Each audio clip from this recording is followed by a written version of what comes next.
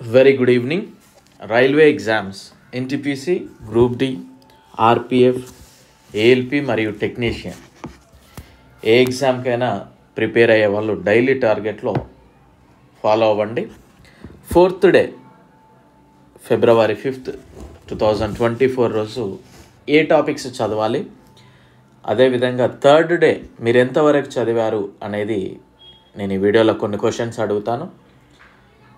ప్రతి ఒక్కరూ ఆ క్వశ్చన్స్కి ఆన్సర్స్ చెప్పడానికి ప్రయత్నం చేయండి. ఆన్సర్స్ తెలియకపోతే తెలుసుకోవడానికి ప్రయత్నం చేయండి. రైల్వే క్యాలెండర్ అయితే వచ్చింది. సో డెఫినెట్లీ ఒక పాజిటివ్ హోప్ తోటి నోటిఫికేషన్ వచ్చినప్పుడే మన యొక్క అల్మారాలో ఉన్న బుక్స్ తీద్దాం చదువుదాం అంటే కాదు.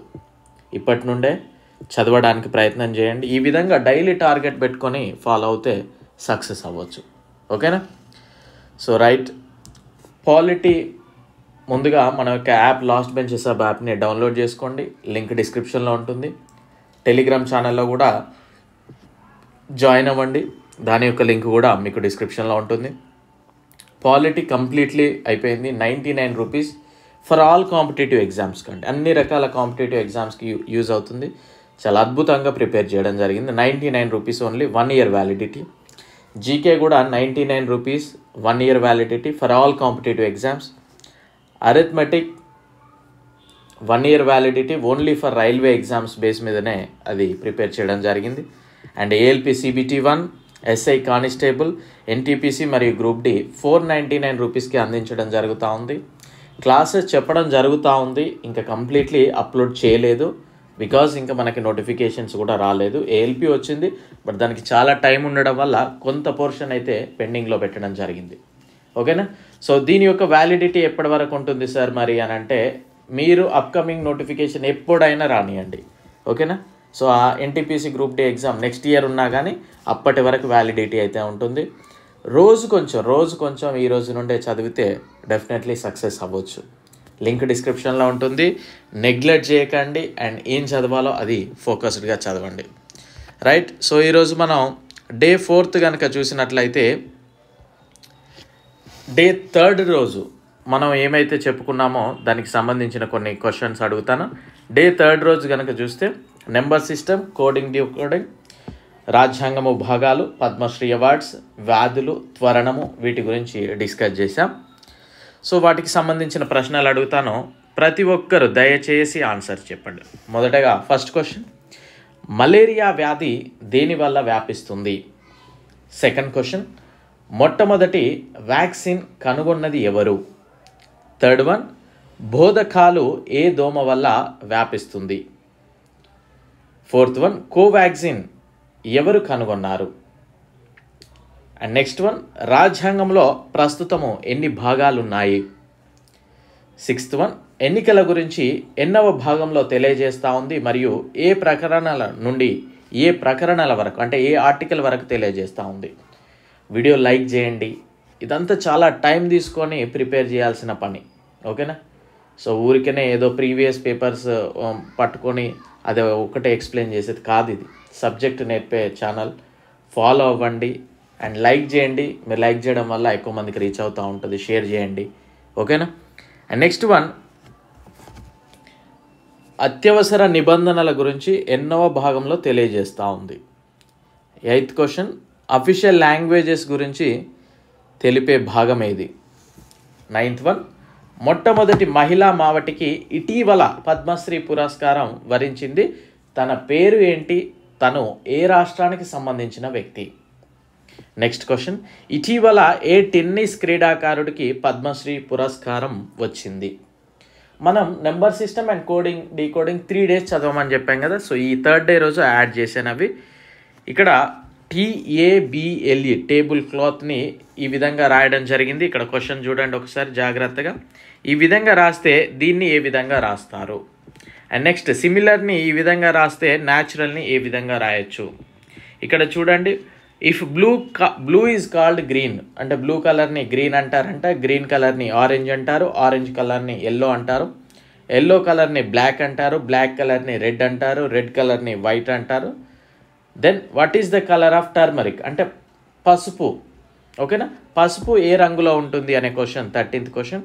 అండ్ నెక్స్ట్ 14th క్వశ్చన్ వచ్చేసి if certain code pick and choose. Pick and చూజ్ని ఈ విధంగా రాస్తాడండి, KOHOPOగా. And next pick up and కమ్ని TONOKOPOగా రాస్తాడు. అయినా పిక్ని ఏ విధంగా రాస్తారు అని క్వశ్చన్ అడగడం జరుగుతాం. దయచేసి వీటిని కూడా తెలుగులో రాయండి అని అనకండి, చాలా టైం స్పెండ్ చేయాల్సి వస్తుంది. ఓకేనా.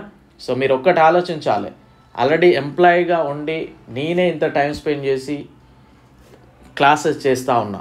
అఫ్కోర్స్ ఎందుకంటే నాకు కూడా బెనిఫిట్ ఉంటుంది అనే ఆలోచనతోటే.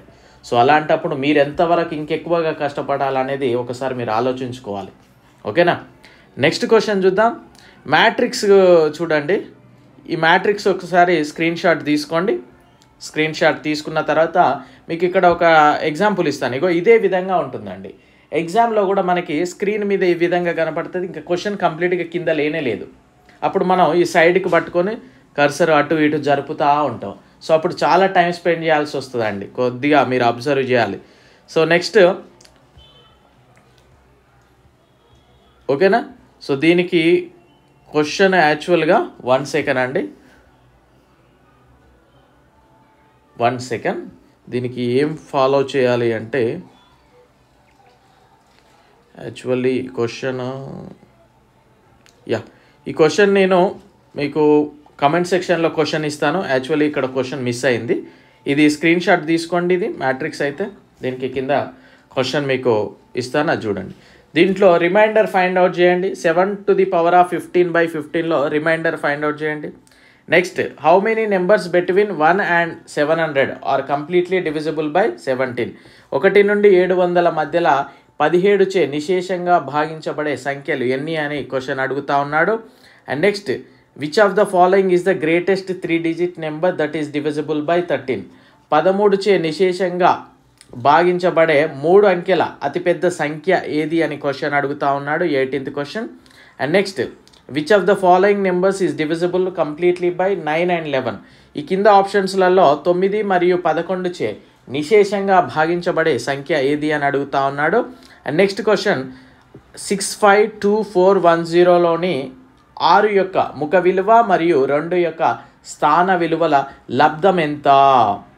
ఓకేనా. సో ఎవరైతే మీరు ఈ అన్ని క్వశ్చన్స్కి పర్ఫెక్ట్ ఆన్సర్ చెప్తారో మొదటి 5గురికి మాత్రం మీకు ఆల్రెడీ కోర్సు 499 ఉంది కదా, ఏ కోర్సు అయినా కానీ అందులో ఇంకా 50% మీ పర్టిక్యులర్ వాళ్ళకి ఇస్తానండి, ఎవరైతే ఈ అన్ని క్వశ్చన్స్ కరెక్ట్గా చేస్తారో మొదటి 5 మెంబర్స్కి.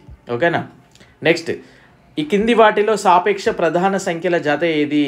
సాపేక్ష ప్రధాన సంఖ్యల జత ఏది. ఫస్ట్ సాపేక్ష ప్రధాన సంఖ్య అంటే ఏంటి అనేది తెలవాలి, ప్రధాన సంఖ్య డెఫినేషన్ తెలవాలి, కవల ప్రధాన సంఖ్యలు ఏంటి తెలవాలి, సాపేక్ష ప్రధాన సంఖ్యలు ఏంటి అనేది తెలవాలి. ఓకేనా. నెక్స్ట్ ఒక సంఖ్య యొక్క 1/7వ వంతు దాని స్వంత సంఖ్య నుండి తీసివేయబడినప్పుడు ఇది త్రిభుజం యొక్క అన్ని కోణాల మొత్తానికి సమానమైన విలువను ఇస్తుంది. అయినా ఆ సంఖ్య ఏమిటి అంటా ఉన్నాడు. నెక్స్ట్ క్వశ్చన్ ఒక ఫామ్లో ఆవులు మరియు కోళ్ళు ఉన్నాయి. వాటి యొక్క తలలు లెక్కించగా 108 ఉన్నాయి, కాళ్ళు 420 ఉన్నాయి. అయినా ఆవుల సంఖ్య ఎంత అంటున్నాడు. నెక్స్ట్ క్వశ్చన్ ఒక టైపిస్ట్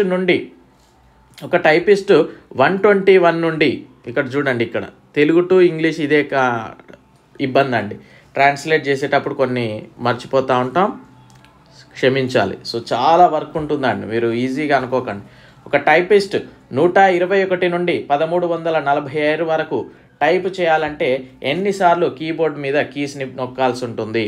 నెక్స్ట్ క్వశ్చన్ 3 సంఖ్యలలో మొదటి 2 సంఖ్యల మొత్తం 55 మరియు రెండవ 3వ సంఖ్యల మొత్తం 65 మరియు 3వ సంఖ్య మొదటి సంఖ్యకు 3 రెట్ల మొత్తము 110 అయిన 3వ సంఖ్య ఏది అని అంటా ఉన్నాడు. నెక్స్ట్ క్వశ్చన్ ఇందులో యూనిట్ డిజిట్ ఫైండ్ అవుట్ చేయండి. 143/190.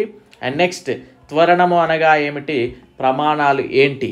అండ్ నెక్స్ట్ క్వశ్చన్ ఒక కారు 5 సెకండ్లలో 10 m/s నుండి 15 m/s వరకు వేగం పొందింది, అయినా త్వరణము ఏంటి. ఓకేనా. సో 28 క్వశ్చన్లకు 28 క్వశ్చన్స్ ఎవరైతే ఆన్సర్ చేస్తారో వారికైతే మంచి అవకాశం అది. అఫ్కోర్స్ మనం పెట్టేది కూడా బాగా కష్టపడే వాళ్ళు బాగా చదవండి, మళ్ళీ చెప్తా ఉన్నా, నోటిఫికేషన్ వచ్చినప్పుడే చదువుదామంటే మాత్రం కాదు. అండ్ డే 4 ఈరోజు మీరు చదవాల్సిన టాపిక్ కనుక చూసినట్లయితే NTPC, group D, RPF SI మరియు కానిస్టేబుల్, టెక్నీషియన్ వీళ్ళందరూ కూడా మనం చదవాల్సిన టాపిక్స్. సింపుల్ ఇంట్రెస్ట్లో కొంత భాగం చదవండి. మిర్రర్ ఇమేజ్ కంప్లీట్లీ అయిపోవాలి. ఇంపార్టెంట్ ఆర్టికల్స్ కూడా కంప్లీట్లీ అయిపోవాలండి. మీరు బై హార్ట్ చేయాల్సిన ఆ బ్రెయిన్ ఏదైతే ఉందో ఇంపార్టెంట్ ఆర్టికల్స్ దగ్గర పెట్టండి. అండ్ నెక్స్ట్ వచ్చేసి మనకు ఏఎల్పి CBT 1 ఏఎల్పి నోటిఫికేషన్ వచ్చింది కనుక వారికి మాత్రము ఇక్కడ మీకు డేట్ పెట్టాను చూసారా, your daily target starts from Feb 1st 2024. ఈరోజు ఎవరైనా కొత్తగా చూస్తే మీరు మన ప్లేలిస్ట్లో ఫస్ట్ వీడియో చూసినట్లయితే ఆ రోజు నుండి మీరు ప్రిపేర్ అవ్వచ్చు. సో వీళ్ళు మాత్రం సింపుల్ ఇంట్రెస్ట్ చదవాలి, మిర్రర్ ఇమేజ్ చదవాలి, మోషన్స్ చలనాలు కూడా చదవాల్సిన అవసరం ఉంటుంది, ఇంపార్టెంట్ ఆర్టికల్స్ చదవాలి, నెక్స్ట్ భారతరత్న పురస్కారాలు కూడా చదవాలి. ఓకేనా. సో మనకి ఈరోజు కనుక చూసినట్లయితే మనకి 49% మొన్న ఠాకూర్ గారు అనుకుంటా బీహార్కి సంబంధించిన వ్యక్తి. సో ఈరోజు అనౌన్స్ చేసింది ఎల్కేజీ అద్వానీ గారికి కూడా అనౌన్స్ చేయడం జరిగింది. సో ఇప్పటి వరకు మనకి భారతరత్న పురస్కారాలు 50 అని మనం సగర్వంగా చెప్పుకోవచ్చు. ఓకేనా. సో ఇవి మీరు చదవాల్సిన 4th డే టాపిక్. డెఫినెట్లీ మళ్ళీ చెప్తా ఉన్నా, పాజిటివ్ యాటిట్యూడ్ తోటి ఉండండి. మెయిన్గా కాంపిటేటివ్ ఎగ్జామ్స్కి ఎస్పెషల్లీ గవర్నమెంట్ జాబ్స్కి ప్రిపేర్ అయ్యే వాళ్ళు చాలా ఓపికగా ఉండాలి. మనం అనుకున్న టైంకు నోటిఫికేషన్ రావచ్చు, రాకపోవచ్చు. మనం అనుకున్న టైంకి ఎగ్జామ్ పెట్టకపోవచ్చు. మనం అనుకున్నట్లు పేపర్ రావచ్చు, రాకపోవచ్చు. బట్టీలు కొట్టే వాళ్ళకి మాత్రం డెఫినెట్లీ ఇబ్బంది పడతారు. సబ్జెక్టు నేర్చుకోండి. నేను ఎన్నోసార్లు చెప్తా ఉన్న స్టూడెంట్స్ నన్ను చాలాసార్లు ప్రీవియస్ పేపర్లు పట్టుకొని సార్ ఇది చదివితే సరిపోతుంది, ఇది చదివితే సరిపోతుంది అంటే ప్రీవియస్ పేపర్లు ఒక్కటే చదివి జాబులు కొట్టేది ఉంటే అది ఎల్లకాలం ఉండేది కాదండి. ఎందుకంటే పేపర్ ప్యాటర్న్ అనేది చేంజ్ చేస్తూ ఉన్నారు, సబ్జెక్ట్ ఓరియంటెడ్ క్వశ్చన్స్ అడుగుతూ ఉన్నారు కాంపిటీషన్ పెరిగిన కొద్దీ.